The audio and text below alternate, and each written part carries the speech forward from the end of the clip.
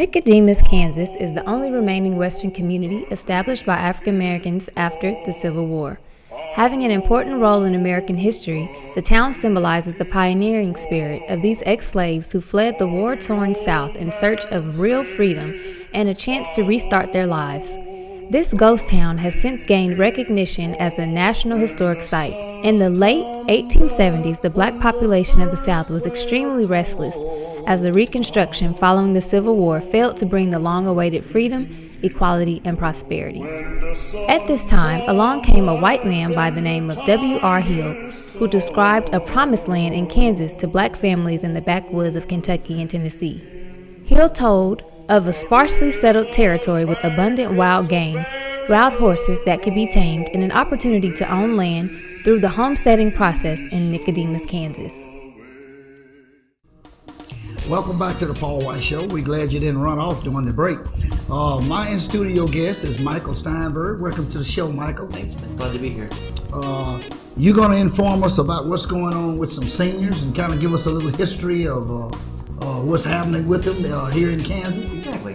And so I'll just start by saying that I own a company, a local franchise of Home Instead Senior Care. Okay. And we provide services in 17 different countries, but mainly in the U.S. There are about 950 of our offices. And the services that we provide really revolve around helping someone stay independent. Things like companionship, meal preparation, housekeeping services, transportation, and hands-on personal care. But because we have such a focus on keeping seniors in their homes, we try to recognize every other aspect of senior living that would do so. And one of those programs is called Salute to Senior Service. Okay. And we did some research a few years ago and ongoing that showed that 52% of seniors volunteer. And we thought that was pretty amazing. Right. We didn't expect it to be that high of a number, and we really wanted to recognize this because this is something someone's doing for no reward, no recognition, and we wanted to make sure there wasn't recognition. And so our Salute to Senior Service program is a nomination period. There's a website that we run called salutetoseniorservice.com. People go online starting now through March 31st, and can nominate a senior who is at least 65 years of age, who volunteers on average about 15 hours a month, either formal or informally, just helping people do whatever kind of volunteer experience they're doing. The winners will be chosen for each state, and the winners will be chosen by popular vote. So people should go online and vote for their favorite seniors. The nomination period will end March 31st, and then April 15th through the 30th, people can go online to vote for their favorite senior. And the winner from each state will receive $500 for the charity of their choice. Okay. And we're pretty excited about that, right. And would like someone from Wichita, of course, to win. Absolutely. But, and then in the period of June, there will be a national panel that we convene that will choose a national winner from those state winners. And the national winner will receive $5,000 for the charity of their choice. Wow. Yeah, so it gets even more exciting. Right. And of course, our goal is also to make sure that individuals from Kansas, if we can help them. Right, right. So the nomination period is from basically yesterday. Now, okay, yesterday up until April the 15th? March 31st. March 31st. Okay, and then after March 31st, you said April the 15th is when they can start voting for them online. Exactly. April 15th through the 30th is the voting period. Okay. Is that the only way you'll be able to vote for them? The easiest way, at least for us, is for you to vote online. Right. However, somebody can call my office, 316-612-7541, and they can give the nomination to us, and we can submit it online for someone. Oh, okay. Yeah. And now the people that are nominating and or voting don't have to be 65 or over to do that. No, they don't. Anyone can nominate a senior as long as they meet those requirements, 65 years of age and at least 15 hours a month of volunteering. Seniors can nominate themselves, although we hope they don't have to. Right. We hope someone will nominate them, but anyone who knows of a senior can nominate them. Okay. So they still got a good chance of getting in if by chance, the bottom line, they have to nominate themselves. Exactly. But yeah, most seniors, I'm sure, with all the volunteer work they do, someone would be glad to nominate them for an award like this. Absolutely. And we're hoping your viewers will get out there and nominate people. Right. Right. Okay, you gave the number too. Now, how long you said this organization has existed? Home Instead Senior Care has been nationwide for about 20 years. 20 years, okay. And where was it? Where did it begin at? So it started in Omaha, Nebraska. Back in 1994, Paul and Lori Hogan opened the first franchise of Home Instead Senior Care and owned the franchise organization. And they really did this because at the time, there really weren't a lot of options for someone who wanted to stay in their home. Right. You either were cared for by a family member or you went to a nursing home. Absolutely. Yeah. Right. And so this started because of Paul's grandmother, Eleanor Manhart.